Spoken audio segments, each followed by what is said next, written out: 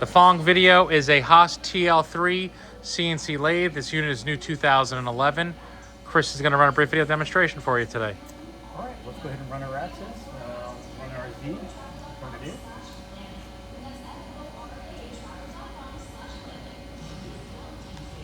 Run it back, grab it.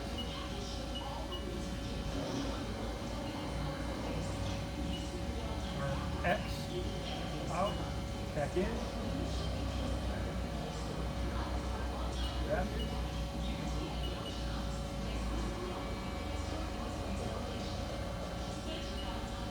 Alright, we'll do a spindle test. We'll start at 500 RPM.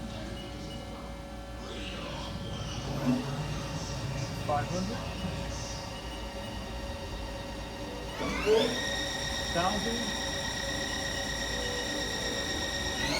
1,200. Back down to 500.